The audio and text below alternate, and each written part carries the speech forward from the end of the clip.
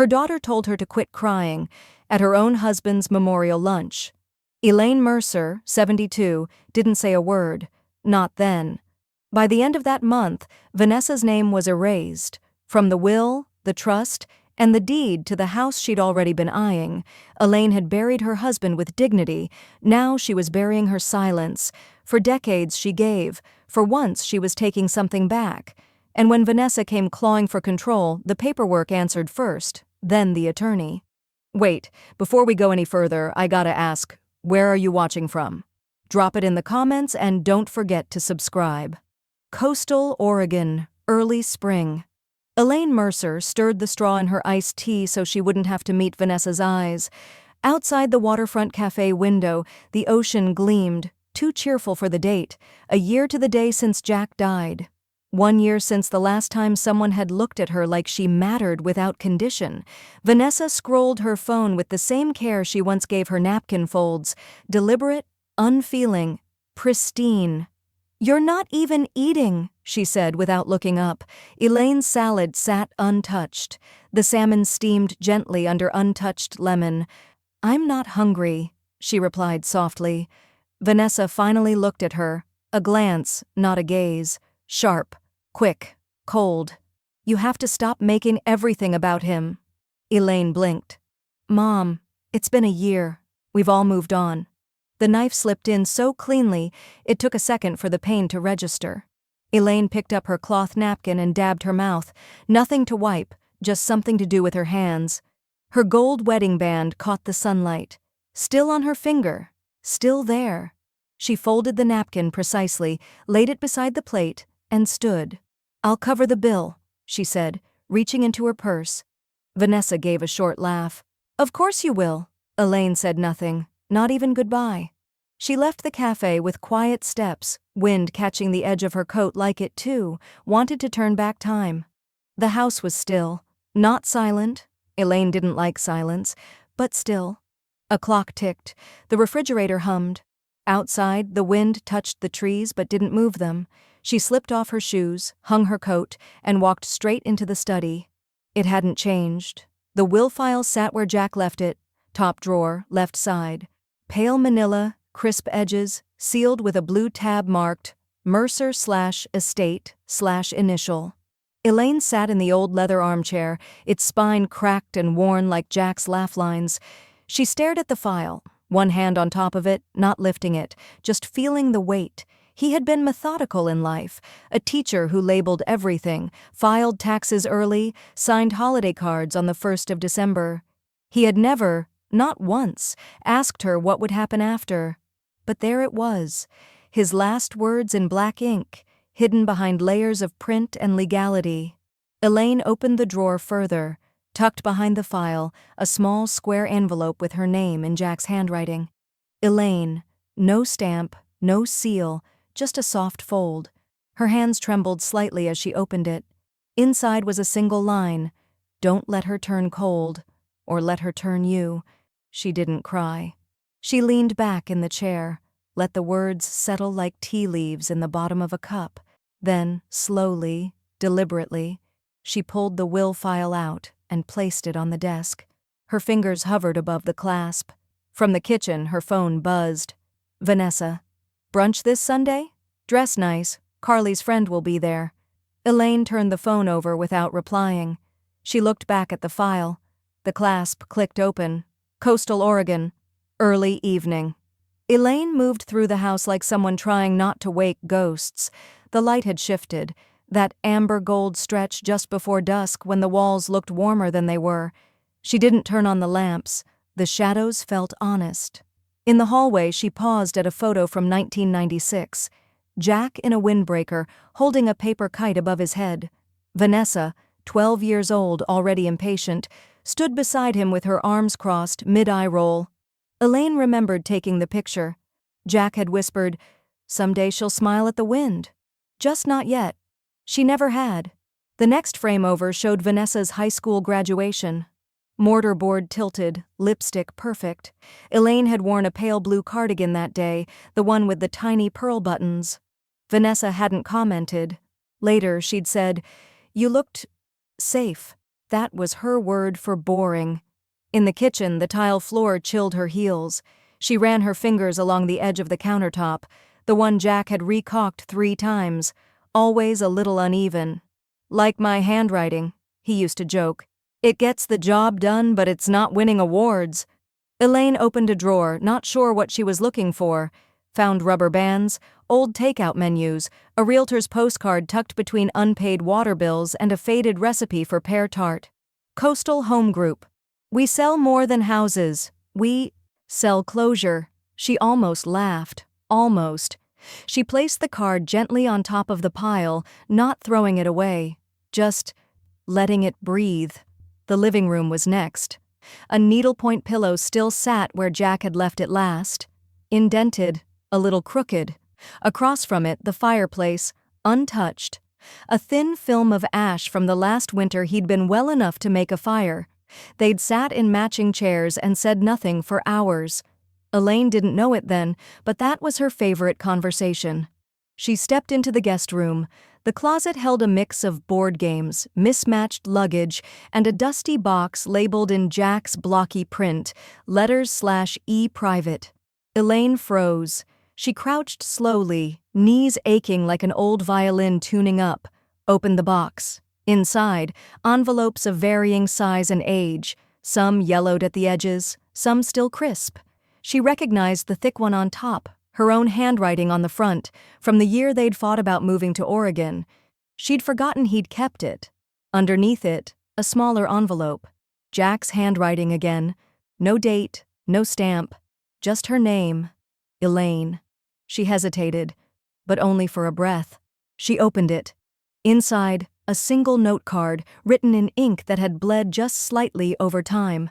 "Don't let her turn cold, or let her turn you." The same words as before, but different handwriting.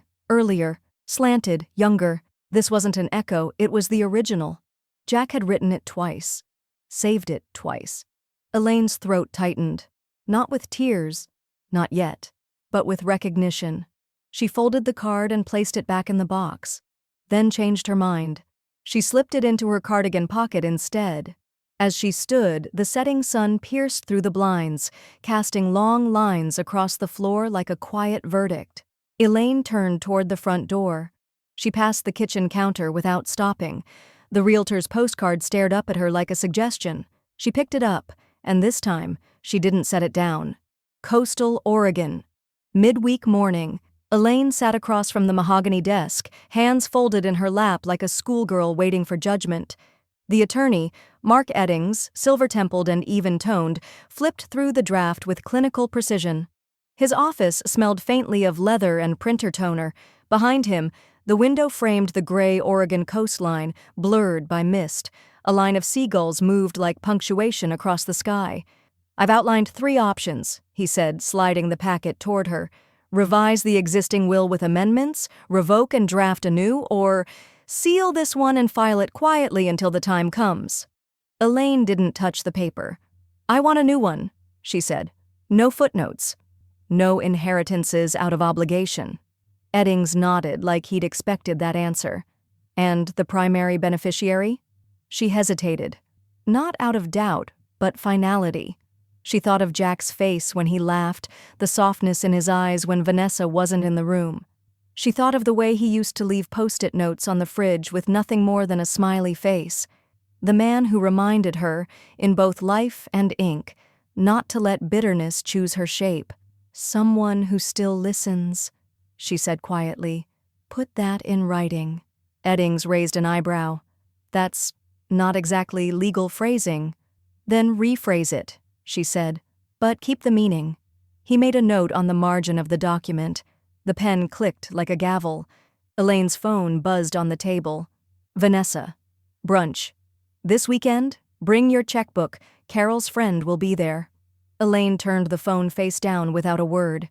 Eddings didn't comment, just passed her a clean pen. She looked at it, then at the paper. The line for her signature was empty. Stark. She thought of the last time she'd signed anything with Vanessa in mind, a tuition check maybe, or a permission slip she forged because Vanessa was too embarrassed to ask her in person. Elaine signed, Not fast, not slow, just deliberate. The attorney slid a second sheet toward her. Confirmation of execution. This version will not be filed until you request it. It's signed, but not yet sealed. She signed again. A clean cut. Outside, the fog had lifted slightly. Sunlight tried to get through, but Oregon wasn't in the mood. Elaine stood, smoothed the front of her coat, and reached for her phone. She didn't open Vanessa's message. She deleted it. "You'll hold it here?" she asked. Eddings nodded. "In fireproof storage. It's legally binding even now. But once we file it through probate, it's untouchable." Elaine nodded once. As she reached the door, the attorney added, "If I may, Ms. Mercer, it's not every day someone rewrites their life with a pen. Most people just erase." Elaine smiled faintly. "I'm not interested in erasing," she said. "Just correcting the grammar." She left the office without another word. That evening, at home, she made tea the way Jack liked it. Strong, steeped full, mug warm in her palms. The file copy of the new will sat unopened in her bag. She didn't pull it out, not yet. Instead, she opened her journal, the one labeled Forward, and wrote just one line. Signed, not sealed, but mine. Then she turned the page and began again. Coastal Oregon, late morning. The sand clung to Elaine's shoes like it had missed her. Jack's Beach, that's what she still called it, even if no one else did. Not the map, not the tourists, not the sleepy clerk who once asked if she was local or just lost. The wind was gentle today, the kind that nudged rather than demanded. The tide crawled up the shore in quiet pulses. This beach had never been dramatic, just steady. Like Jack. Like the way he used to fold towels with perfect corners, or measure out 2 teaspoons of coffee instead of eyeballing it. "Precision is love," he used to say, especially in the small things. Elaine sat on the driftwood bench he'd once repaired with twine and quiet pride. It leaned a little more now. So did she. She opened her leather-bound journal, the one marked Forward, and uncapped the pen. "April 9th I signed the papers." It felt like closing a book that had too many margins filled in by someone else. Jack, you'd laugh if you saw how clean the signature came out. No hesitation. Just air, ink, done. She paused. The waves breathed in and out behind her. "You always said a will wasn't a threat. It was a legacy. I finally understand that." The pen hovered, then stopped. No more words for now. She closed the journal, smoothed the cover. From behind her came the clink of a mug and the soft scrape of wood. A small coffee stand had opened just up the path, tucked into the dunes. She hadn't noticed it before. Elaine walked over, brushing sand from her jacket. The barista looked up and smiled, warm eyes, loose ponytail, sleeves rolled past the elbows. Mid-30s, maybe. Something kind but worn about her. "Wind's friendlier today," the woman said, handing off a cappuccino to a teenager who mumbled thanks and shuffled away. Elaine glanced at the chalkboard menu. "You always open this early?" "Fridays. Yes. Keeps me sane," the woman said. "You look like someone who drinks tea." "Jack did. I do now." She paused. "Chamomile?" "On it." While the water steamed, the barista wiped her hands and nodded toward the journal in Elaine's arm. "You write?" "Trying to." The woman smiled. "I love that. I used to write poems before everything got expensive." Elaine raised an eyebrow. "Poetry isn't free?" "Not when your kid needs new shoes and the landlord raises rent in haikus." She smirked, then softened.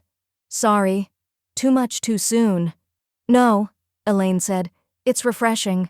The woman passed the tea in a paper cup, then hesitated. "I'm Carmen."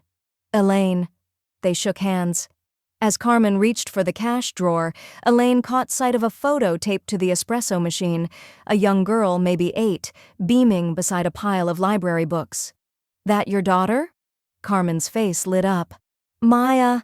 Her school shut down their reading program last year, so we started coming here on weekends instead. But they just raised the library fees. Even a kid's card needs proof of address now. Crazy, right?" Elaine reached into her wallet, slipped out a crisp envelope. She'd always carried spare checks, more habit than need. "Let me cover it," she said, sliding it across. Call it a selfish act. I miss seeing children in libraries. Carmen looked at the check, then at her. You remind me of someone I wish I had, she said quietly. Elaine smiled, not politely, softly, gratefully. She took her tea, walked back to the shore, and sat again on the crooked bench. The tide had crept closer. Elaine opened her journal and for the first time wrote someone else's name. Maya. Let this be the beginning of someone else's story, too.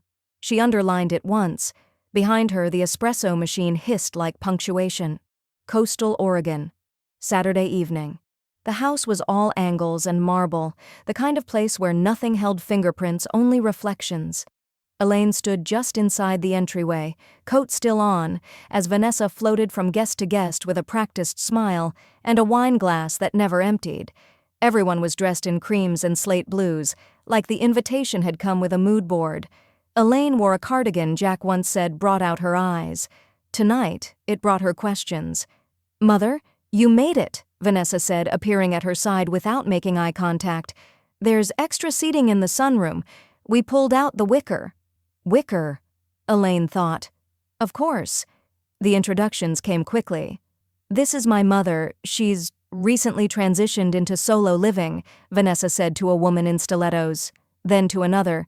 She's been journaling, which is very therapeutic for people in her stage. Elaine nodded politely. No one asked what stage.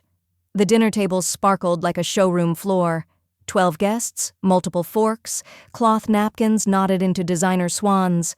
Vanessa controlled the conversation like a conductor. Stories about her consulting firm's latest rebrand, about her husband's tennis injury, not that he played anymore, and about her daughter Carly's emerging musical ear, which meant she once hummed on key during a Whole Foods run. Elaine tried to chime in once. When Jack and I visited Florence back in '83, oh, please don't start the travel widow stories, Vanessa said with a brittle laugh. We're already halfway through the rosé. There was polite chuckling. Elaine looked down at her plate, untouched risotto with saffron she didn't ask for. Across the table, Carly and her younger brother Theo stared at their phones under the tablecloth. Elaine caught Carly glancing up, then quickly down again. After dessert, people drifted into corners. The Bluetooth speaker played soft jazz, the kind that always sounded like it was apologizing for being heard. Elaine slipped into the hallway, away from the clinking glasses and curated lives. She stood beside the coat rack, unsure whether she wanted to leave or dissolve. A tap on her elbow. She turned. Carly stood there, just 9, in ballet flats too small for her growing feet. She held something out. A folded piece of notebook paper, torn on the edge. Elaine opened it slowly. You looked sad. I hope you're okay. See Elaine's breath caught. Not tears. Not yet. Just a deep, full inhale, like something long withheld finding its way home. She folded the note again, slid it into her wallet, behind her insurance card, and the folded list of emergency contacts that no longer included her daughter. Elaine left without saying goodbye. She walked past the linen-draped table, past the hostess gifts and the scented entryway candles. Vanessa didn't notice. Back at home, she poured herself a cup of leftover tea, still warm in the thermos. She opened her journal. April 15th. Tonight, I sat in a room full of strangers pretending to know my daughter. One of them knew me anyway. She paused, then wrote, Carly Mercer, trust recipient, contingency clause A. She underlined it. Twice. Not out of spite, out of clarity. From the hallway, a wind brushed the windows. Elaine stood, walked to the safe tucked behind the linen closet, and retrieved the copy of the will. She slid it onto her desk, opened the addendum form, and began to write. Coastal Oregon, Tuesday afternoon. Elaine spotted Carmen through the coffee shop window, elbows on the counter, eyes half lost in a crossword puzzle. The espresso machine let out a long sigh of steam, almost like recognition. Elaine stepped inside, the bell above the door chiming with the soft restraint of a library whisper. Carmen looked up. Her smile arrived first. Well, if it isn't my chamomile rebel, she said, tucking a pen behind her ear. Same order? Elaine nodded, removing her gloves slowly. And 1 cookie. I feel brave. Carmen poured the hot water, leaned on the counter. Brave looks good on you. They sat outside this time, a metal bistro table between them, the sky grayer than it meant to be. A faint smell of sea salt rode the breeze. Elaine sipped. You ever wonder if daughters turn cold, or if we just forget to notice it happening? Carmen exhaled slowly. I used to think mine might end up like that, but now I think some of us just survive wrong, not worse, and just sideways. Elaine looked over, curious. When Maya was 2, I left a really bad place, Carmen said. Like, lock the door and run kind of bad. I was broke, tired, ashamed. Elaine listened, the way Jack used to when silence was more healing than advice. There was this woman, Carmen continued, mid-60s maybe. She used to bring books into the diner I waitressed at, sat at the counter, ordered 1 coffee, never finished it. One day she handed me an envelope and said, "Don't ask, just use it." Inside was $600 and a bus pass. Elaine blinked. Did you ever see her again? But I think about her every time I can't decide whether to save or spend. Elaine nodded slowly, eyes wet but clear. Then maybe it's time someone like her came back. She reached into her purse, slid an envelope across the table. Inside, a bank authorization form for a small trust under Carmen's name. Not flashy, just functional, just kind. Carmen didn't open it, just placed her hand over it. Thank you, she said. No speeches, just that. They sat for a while longer, the kind of quiet that felt earned. That evening, Elaine returned home to a new email from Vanessa. Subject, Lux Living. Worth exploring? The body of the message was shorter than the brochure attached. Just an idea. Looks peaceful. Think about it. XO. Elaine clicked the link. A video tour auto-played. Lush gardens, gourmet kitchens, smiling silver-haired couples doing Tai Chi. A polished narrator said, "Retirement should feel like reward, not retreat." Elaine bookmarked it, then closed the tab, then deleted the email entirely. No reply, not even a reaction. She stood, poured the rest of the tea from her thermos. It had gone cold again. Predictable. The next day, her attorney's office received a hand-delivered thank you basket. Nothing extravagant, Oregon pears, smoked almonds, 2 jars of plum jam, and a card that simply read, "Keep guarding the lines others try to cross." Warmly, Elaine Mercer. At home, she updated her forward journal. April 18. Maya. Carmen. Me. 3 women, 1 line. Maybe this is how a legacy starts, not with inheritance, but intention. She closed the journal. Her phone buzzed. Vanessa again, this time with a photo from brunch, a filtered image, all smiles and centerpieces. Elaine didn't open it. She pressed her finger to the screen, hovered over the thread, then paused. Not yet, she thought. But almost. Coastal Oregon. Late afternoon. Elaine was trimming dead leaves from her peace lily when she heard the car door slam. Not a knock, not a ring, just the flat, sharp punctuation of Vanessa's arrival. Elaine didn't look out the window. She didn't need to.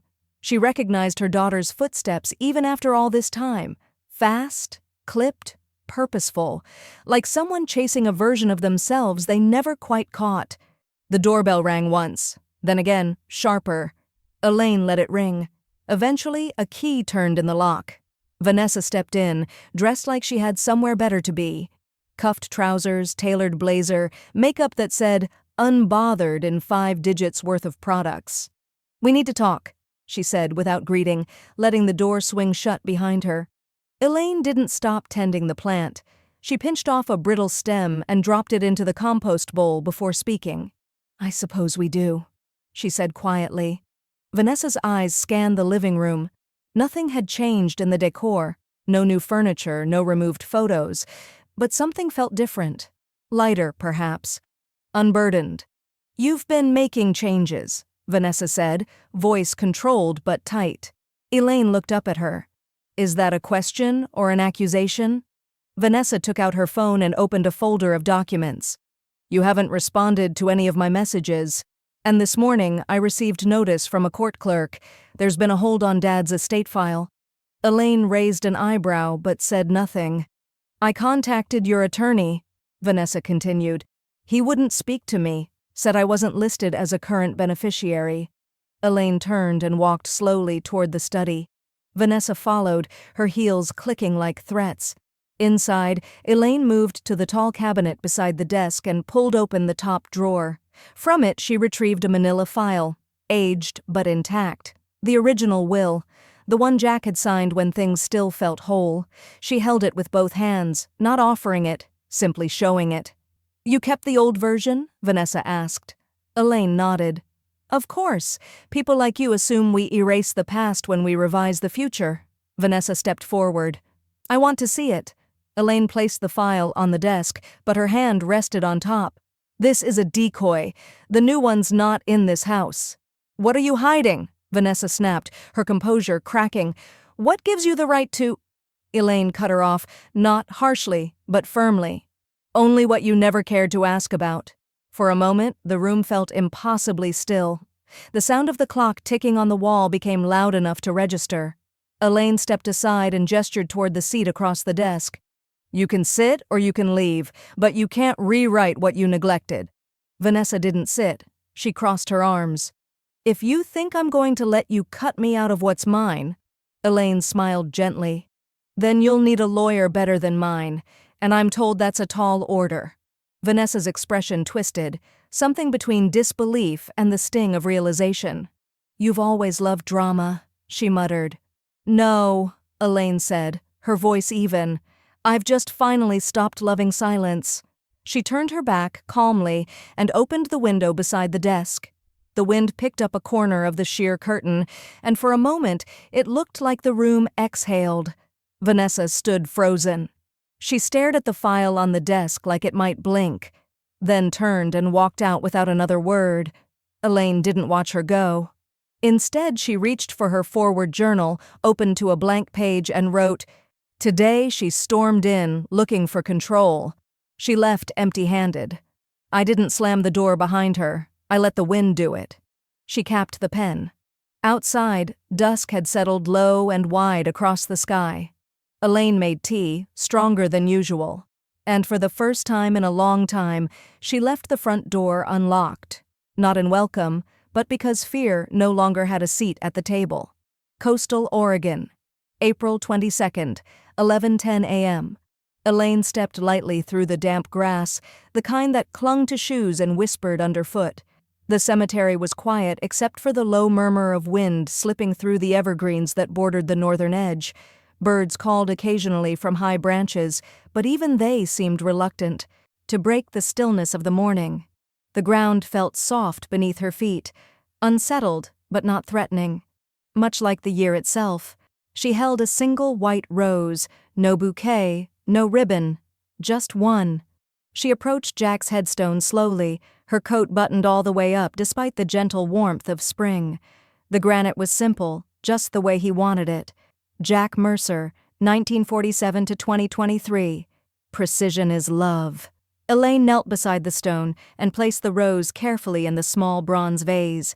She brushed a bit of moss from the lower corner, then rested her palm lightly on the top edge. "I'm still here," she said, "but I'm not waiting anymore." Her voice didn't shake, though her breath caught once in her throat. "I stood up, Jack. I signed it. She tried to fight me and I didn't flinch. I thought that might feel like losing you again. It didn't. It felt like coming back to myself." The wind stirred again, carrying the faintest scent of salt and pine. Behind her, footsteps crunched softly on the gravel path. Carmen. She didn't speak as she approached, just knelt beside Elaine and placed a hand gently on her shoulder. They stayed like that for a long moment, neither one needing the weight of words. After a while, Elaine reached into her coat pocket and pulled out an envelope, handwritten, thick with folded pages. "For you," she said quietly, placing it in Carmen's hand. "Not for now. Just for when." Carmen looked at the envelope, then back at Elaine. She nodded once, then tucked it carefully into her own coat. They stood together, then parted without a farewell. Like two women who knew they'd see each other again, just not always in the same place. Elaine returned home and made herself a fresh pot of tea. She didn't sit. Instead, she moved through the living room slowly, as if reacquainting herself with the space. She lit one of Jack's old candles, not for scent but for memory. It burned clean, soft, flickering just enough to make the room feel occupied. Her phone buzzed once. Vanessa. She let it sit. Then it buzzed again, and this time, she answered. I suppose now you're the type who celebrates death days. Vanessa's voice was sharp, like ice cracking over warm water. A year? You couldn't even include me in a tribute for my father? Elaine didn't raise her voice. Jack wouldn't have wanted a liar at his table. There was silence on the other end. Then a quick, bitter laugh. Oh, I see. This is your little martyr phase. Fine. But don't come crying to me when everyone realizes you rewrote history just to feel important. I didn't rewrite anything, Elaine said calmly. I just stopped editing myself for your comfort. Vanessa's voice rose again, shrill and frantic now. You are unbelievable. You think Carmen's some kind of replacement? You think naming her in that document makes her family? Elaine pressed a button on her phone. Record. I think family shows up when you need them, that's all. Vanessa swore under her breath. You're going to regret this. I haven't regretted much lately, Elaine replied. She didn't wait for a response. She ended the call, saved the recording, and sent it to Mark Eddings with a one-line email.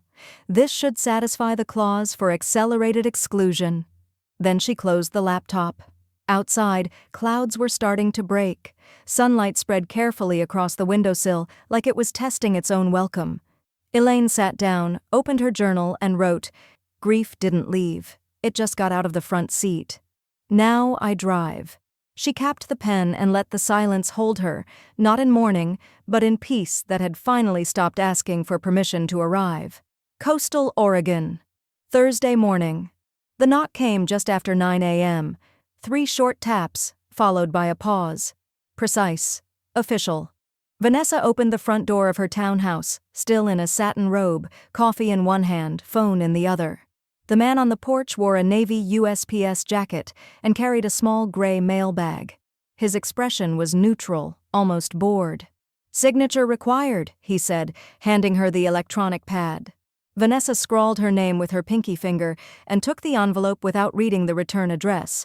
She was halfway to the kitchen when she noticed the gold-embossed seal on the flap, Mercer and Eddings, LLP. Her fingers tensed slightly. She peeled the seal open with a letter opener, her manicured nails tapping against the table as she did. The papers inside were clipped neatly, crisp, formal, matter-of-fact. The title page read, Revised Last Will and Testament of Elaine Catherine Mercer. Vanessa skimmed the first paragraph, expecting a typo, then the second. By the third, her hand trembled slightly. Her name did not appear. Not as executor, not as inheritor, not as trustee, not even as an emergency contact.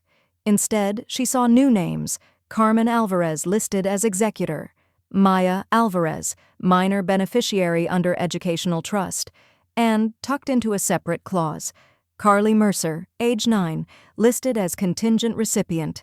Upon maturity, Vanessa dropped the document onto the table as if it had burned her. She stood there, back straight, breathing through her nose like someone trying to stay upright in high heels on ice. On the final page, a short letter was stapled. Per Oregon statute, you are entitled to 10 calendar days to contest this filing. However, we advise strongly against such action given the evidentiary support and formal witness records on file. For your reference, attached is the certified audio transcript of the April 22nd phone call. Vanessa snatched up the pages, flipping through them in disbelief, eyes scanning for loopholes. There were none. Her throat tightened. She reached for her phone. Elaine was in her garden, kneeling in the soil, planting snapdragons. Jack had always liked the tall ones that leaned into the sun. The morning air was cool, but her sleeves were rolled up and her fingers were streaked with dirt. A different kind of therapy, one that didn't require a copay. The phone rang inside the house. She let it. Then it rang again and again. On the fourth call, she stood, brushed her hands on her apron, and walked inside slowly. The caller ID flashed, Vanessa. Elaine picked up. Vanessa's voice was strained, pinched and trembling, but unmistakably her. You actually filed it. You meant it. Elaine didn't answer right away. She sat down at the kitchen table, resting her hand lightly on the wood. Vanessa's voice cracked. "I'm your daughter, Mom." Elaine's tone was calm, even. "And I was your mother the day you told me to quit crying at lunch, on the anniversary of his death. Remember?" There was silence on the other end, then a soft, audible sob. "You didn't even warn me." Elaine looked out the window at her flowers. The sunlight had shifted, landing perfectly on the rosebush Jack had planted 10 years ago. "I did warn you," she said. "You just didn't think I'd follow through." A pause. Then quietly, almost kindly, Elaine said, "Quit crying. It's been a year." She ended the call, set the phone face down, and exhaled. Upstairs, on her writing desk, the forward journal sat open to a blank page. Elaine picked up her pen and wrote, "The document was received. The message was clearer. And peace, at last, is notarized." She smiled, not with satisfaction, but with finality. Down the hall, the printer hummed to life. Elaine had one more copy to make. Just for safekeeping. Coastal Oregon, Monday morning. Elaine didn't answer the next call from Vanessa, or the one after that. She watched them roll in, 3 in the first week, then 5. A text. "I just want to talk."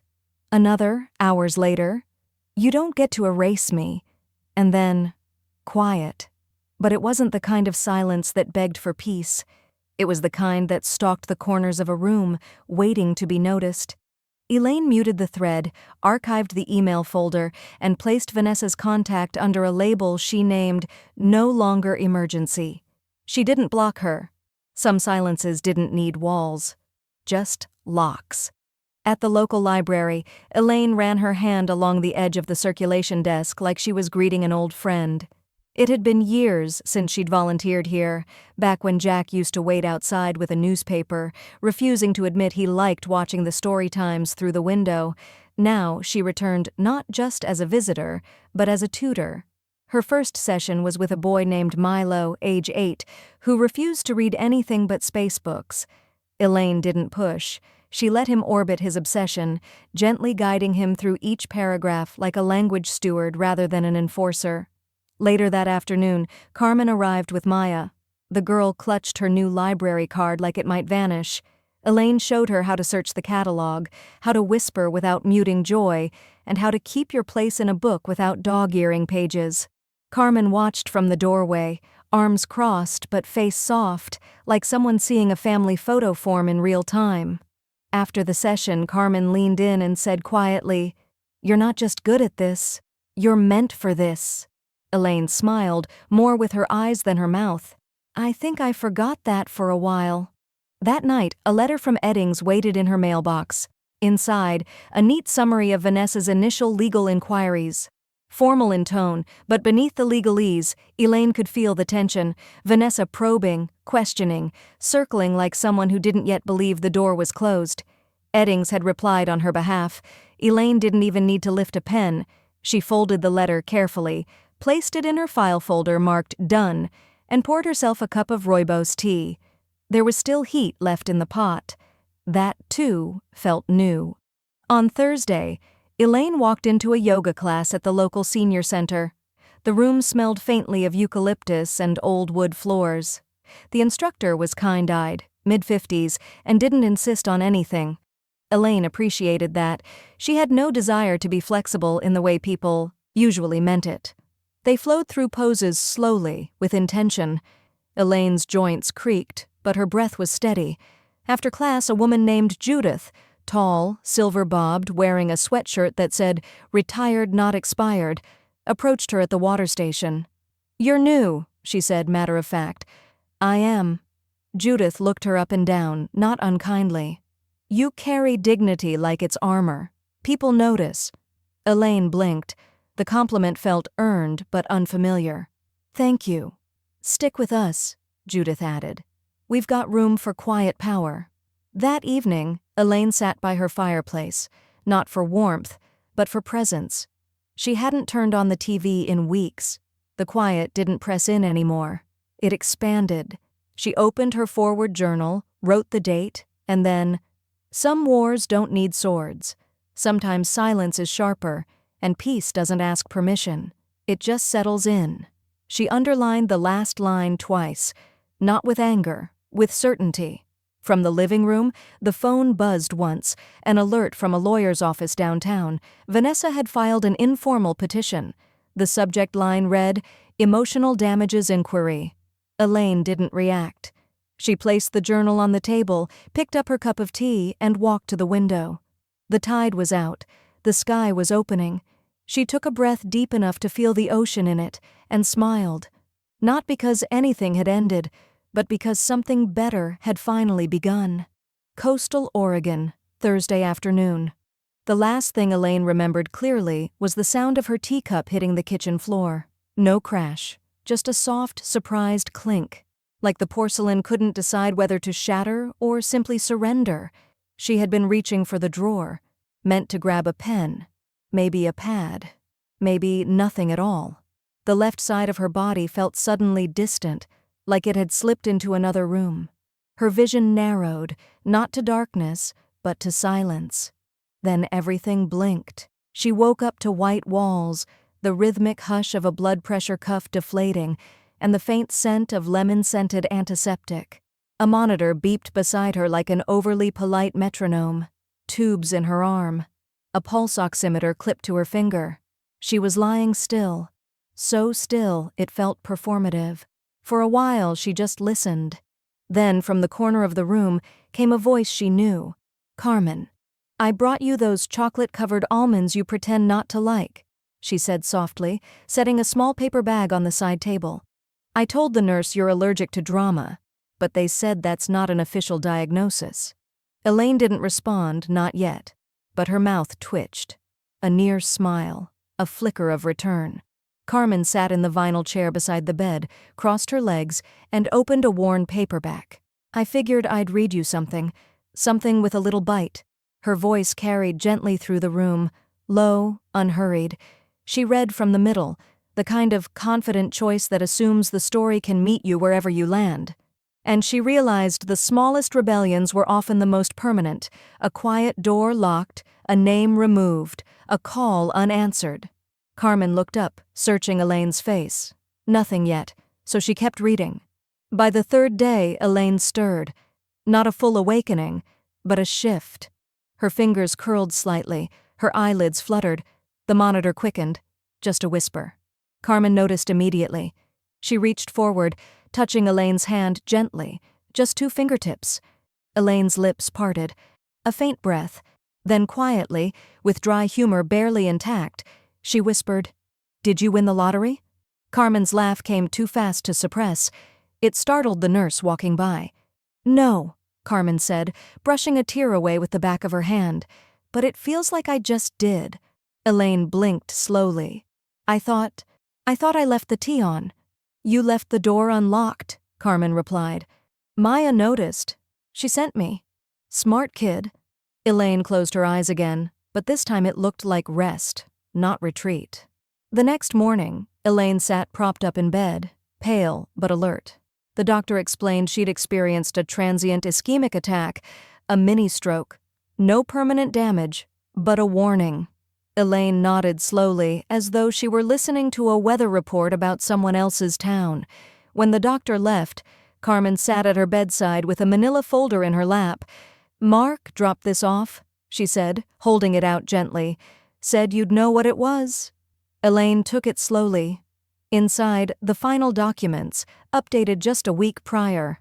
Carmen's name listed under durable executor and primary successor, full authority, no contest. Elaine looked at her. Carmen didn't flinch. "I'll honor it, all of it." "I know," Elaine said, a pause. "Are you scared?" Carmen asked. "No," Elaine said, her voice steady, "but I needed to know it would go to someone who wouldn't spend their grief on lawsuits." They sat quietly for a moment, the weight of the decision not heavy, just precise. Elaine reached for her journal, which Carmen had placed in the drawer beside her. She wrote slowly, her hand still shaky. "They thought I was gone, but I woke up to someone reading. And I remembered, not all inheritance waits for death. Some of it walks in when you leave the door unlocked. Outside the window, clouds broke apart like old arguments. Sunlight returned in pieces. Elaine smiled and asked, "Can you bring me a cup of chamomile?" Carmen grinned, "Only if you promise not to spill it this time." They both laughed, quiet, real, whole. And in that sound, something unspoken was sealed. Coastal Oregon. 3 weeks later. Elaine sat across from the reporter in the library's meeting room, fingers loosely clasped, her cardigan buttoned only halfway as if she'd stopped midway through and simply decided enough was enough. The microphone was clipped discreetly to her collar, the camera off to the side, impersonal, polite. The reporter, late 20s, soft-spoken, respectful, adjusted her notes and offered a gentle smile. "We're calling this segment Unquiet Women," she explained, tapping her tablet. "It's about reclaiming voice. You'll be anonymous, of course. First name only, no visuals. Just the story as you tell it." Elaine nodded. That's how the good ones used to begin. Just the story. The questions weren't invasive, just real. "Do you believe there's an age when women stop being heard?" "No," Elaine answered. "But I think there's an age when we stop asking for permission to speak." The reporter smiled at that, made a quick note. The camera rolled for nearly 20 minutes. Elaine spoke plainly. About distance disguised as manners, about grief that didn't leave but changed shape, about how love without respect is just proximity. She didn't name Vanessa. She didn't have to. When the interview ended, the reporter leaned forward and whispered, "I wish you were my grandmother." Elaine chuckled. Wish granted, but no curfew. By the following week, the piece had aired. The station blurred her name, changed the backdrop audio, even altered her voice just slightly, but not enough. The story, raw and quietly defiant, took on a life of its own. Women across the coast began writing in, emails, handwritten letters, messages sent through the library's contact form.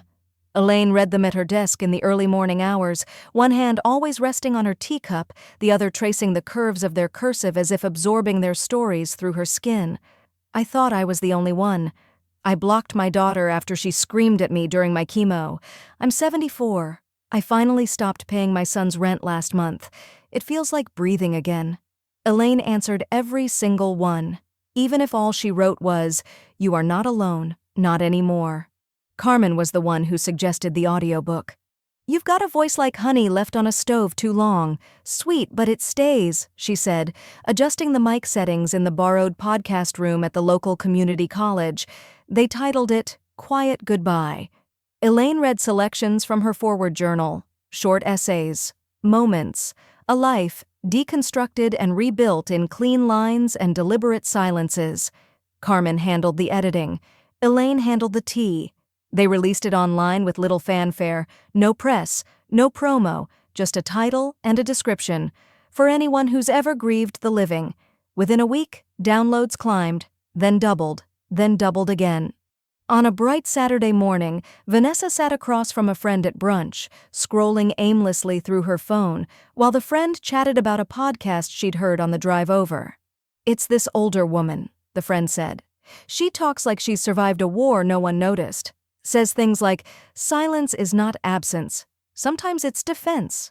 Honestly, gave me chills." Vanessa lifted her mimosa, half listening, until the friend pulled up the podcast and hit play. Elaine's voice filled the speaker. Smoothed by production, yes, but unmistakably hers. Vanessa went still. The monologue was from episode 3. When the door didn't slam, it clicked. Elaine's voice, firm but unhurried, said, "Forgiveness isn't required for closure. Sometimes all that's needed is clarity and a lock." Vanessa lowered her glass. Her throat tightened. "You okay?" the friend asked. Vanessa forced a smile. "Yeah, just reminds me of someone." Back in her living room, Elaine sat beside the window with Maya curled up at her side, flipping through a book about constellations. Carmen looked up from the kitchen. "We've hit 20,000 plays." Elaine didn't react much, just a small smile, a nod. Then she turned to Maya and asked, "Did you know the stars are actually in the past when we see them?" Maya nodded. "Carmen told me, but I like that. Makes me feel like stories take their time. Elaine squeezed her hand. The best ones always do. Upstairs in her forward journal, a page sat open. She wrote, "They tried to name my silence grief, but I called it architecture, because this is what rebuilding sounds like." She placed the pen down gently, like a gavel. Outside, the garden bloomed, and this time, the tea didn't spill. Coastal Oregon, late May, early evening. Elaine sat at her desk, the cursor blinking beside an unopened message from Vanessa. No subject line, no preview text. Just a timestamp from the day before and the faint digital echo of something unresolved. She stared at it for a moment longer than she meant to. Not because she expected an apology. That ship had not only sailed, it had sunk, rebuilt itself, and floated somewhere freer. She hovered her finger above the trackpad, then clicked. Delete. No flare of drama, no confirmation prompt needed. The screen refreshed. She exhaled. Then she stood. The table was set for 6. Not the 12 of Vanessa's choreographed dinners, but 6 plates, each mismatched and meaningful. Her grandmother's floral china, Jack's favorite coffee mug, a blue speckled bowl that Carmen insisted made everything look cozier. The dining room glowed with late spring light. Outside, the wind teased the edges of the napkins through the open windows. A breeze good enough to write poems about, if someone felt inclined. Elaine stirred the lentil stew on the stove. Carmen had called it healing food. Judith from yoga brought honey biscuits. Milo's mother baked a pie that sagged slightly on one side but smelled like home. When Carmen walked in balancing a bottle of wine and a stack of library returns, she paused to take it all in. "You throwing a goodbye party?" she teased. Elaine smiled. "Number just a quiet celebration." They ate slowly, laughed generously. No one checked their phones. Carmen raised her glass at one point and said, "To rebirths, and to women who didn't ask for permission to start over." Elaine held her glass a second longer than necessary. "And to people who met us after the fire, and still stayed." After everyone had gone, after the dishes were rinsed and the final slice of pie had been tucked into a foil-wrapped plate for Maya's school lunch, Elaine sat in the living room with her scrapbook open across her lap. She flipped through pages, Jack's handwriting, newspaper clippings, Maya's library card copy, a receipt from the day she first opened the trust. Then, carefully, she pressed something new onto the final page. Her hospital bracelet, cleaned, flattened, labeled. In her handwriting, "Survived this, too." She closed the book with both hands, held it to her chest for a moment, and placed it on the lowest shelf of the bookcase. Not on display. Just kept. The letter from Eddings arrived 2 days later. Stamped, sealed, final. Elaine opened it with the same reverence she once reserved for birth announcements. Inside, a single-page summary.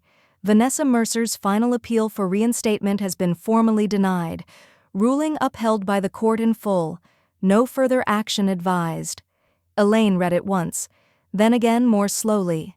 Then she smiled, not because it surprised her, but because it felt so quiet, so definite. No gavel, no courtroom, just a sentence that sounded like a door clicking shut from the inside. Later that afternoon, she opened a file on her laptop labeled, "If Needed." Inside, the obituary draft she'd once half-written, half-joked about, the one Vanessa had tried to make sound polished and public-appropriate. Elaine read the original line. Elaine Mercer, wife and mother, passed peacefully, beloved and survived by her daughter, grandchildren, and a lifetime of grace. She snorted softly, then highlighted the sentence, deleted it. Typed, Elaine Mercer, born stubborn, reborn free, passed peacefully after outliving expectations. She survived grief, cut ties, and lived anyway. She added one last line. In lieu of flowers, sit beside someone who never asked you to shrink. She hit save, then print. Outside, the garden rustled as if in approval. The sun had dipped low, casting long shadows across the gravel path. Birds settled into the trees with the hush of a closing hymn. Elaine lit a small candle on the windowsill. Not for remembrance, for punctuation. And in its glow, she opened her journal and wrote, This isn't a goodbye, this is a comma, a breath, a hand reaching for tomorrow, unshaken. The flame flickered once, then steadied. Coastal Oregon, mid-June, early evening. Elaine adjusted the lapel of her blazer, soft gray linen, nothing flashy, and tucked a stray hair behind her ear before stepping up to the microphone. The community center auditorium buzzed with gentle energy, the kind of murmur that precedes something honest. Chairs lined the room in neat rows, and every seat was taken. There was a paper program on each lap, the Mercer panel, Grief, Growth, and Letting Go. A vase of white snapdragons flanked the podium, Jack's favorite. Elaine took her place at center stage, one hand resting lightly on the wooden edge as the moderator introduced her. Next, we welcome someone whose strength has redefined what healing looks like in later life. A former educator, a current mentor, and, most recently, the founder of the Mercer Foundation for Community Grief Support. Applause rose gently, then settled. Elaine stepped forward, eyes scanning the audience. Neighbors, old library volunteers, women she now met weekly at yoga, even 2 teenage girls who had messaged her after hearing Quiet Goodbye. She cleared her throat, not to silence the room, but to steady herself. When I lost my husband, I didn't lose myself. Not right away. That came later, quietly and with more paperwork than anyone prepares you for. There were knowing chuckles. She smiled briefly, but her eyes stayed sharp. Grief doesn't send a calendar invite, it just moves in, and for a while I let it. She paused. Then one day I was sitting at lunch with my daughter. I'd made it through most of the meal without falling apart. I thought that was progress. The room was quiet now, tuned in, leaning forward. Elaine let the silence linger, then finished softly. She looked at me in front of the family and said, "Quit crying, it's been a year." Gasps rippled from the audience. A few heads turned toward each other, eyes wide. Elaine nodded slightly, acknowledging the reaction. That sentence changed everything for me, not because it hurt, though it did, but because, strangely enough, I listened. She placed both hands on the podium. And I quit crying. That day I started building. A new will, a new table, a new way of deciding who got access to my peace. There was a pause. Then applause, not polite, not excessive, just deeply rooted, as if the crowd had been waiting for someone to say it aloud. Elaine continued, voice steady, eyes clear. I'm not here to shame estranged family or dramatize endings. I'm here to say that closure doesn't always look like a door slamming shut. Sometimes it's the slow retiling of your own floor, so when you stand, it's on something you built. Later that evening, in a side room near the community center garden, a small reception followed. A modest spread of tea sandwiches and sparkling cider. No speeches, no spotlight, just faces softened by connection. A banner on the wall read, "The Mercer Foundation, in memory of Jack, in service of healing." Carmen stood beside Elaine, arms crossed as she surveyed the room. "He'd be proud of this," she said. Elaine gave her a sideways glance. "He'd be appalled by the paper napkins." Carmen laughed, then nudged her gently. "True, but he'd still refill the punch bowl." They clinked glasses. Nearby, Maya helped arrange donation cards in a wooden box hand-carved by a local artist. Judith from yoga had already signed up to volunteer. A widower from the coast offered to donate books. It was not a gala. It was not a performance. It was the beginning of something generous. Meanwhile, across town, Vanessa refreshed her inbox. The notification had arrived earlier. Appeal denied. No damages awarded. She closed the laptop too hard and stared at her reflection in the black screen. No applause, no sympathy, just silence. Back at the center, Elaine retrieved her journal from her bag. She slipped outside to the garden, sat on a wooden bench that faced the field of early bloom. She opened to a new page and wrote, "Closure doesn't clap. It leans in, lights one last candle, and smiles without needing to be seen." She capped the pen, then leaned back, and watched the sun ease itself behind the trees, unapologetic, quiet, sure. Coastal Oregon, late June, sunset. Elaine sat at the edge of the old driftwood bench where Jack's ashes had been scattered the year before. The ocean moved in slow folding breaths, each wave rising with soft insistence before rolling into shore, as if even the tide knew what it meant to come home gently. The sky had begun its quiet unraveling, lavender in the east, orange in the west, the space between painted in fading gold. A breeze curled around her shoulders like a shawl she hadn't asked for but needed. She leaned slightly forward, elbows on her knees, her fingers laced together in quiet reverence. This place still. This place, always. Behind her came the soft tread of footsteps, 2 sets. Carmen appeared with Maya beside her, both holding waffle cones, dripping slightly in the warming dusk. Maya's cheeks were sticky and sun-kissed. Carmen's hair was pulled into a loose braid, the kind she used to wear on days she needed both freedom and function. Elaine looked up and smiled, one hand shielding her eyes from the light. "You brought the essentials," she said, nodding toward the cones. "We come prepared," Carmen replied, offering her one. "Mint chip. Don't say I never listen." Elaine took it, laughing softly. "Thank you. For everything." They sat together, Carmen on one side, Maya curled cross-legged in the sand. The silence between them was companionable, like a shared blanket. In the distance, a group of teenagers tossed a frisbee in lazy arcs. Somewhere farther down the beach, someone was playing a slow acoustic guitar, barely audible over the surf.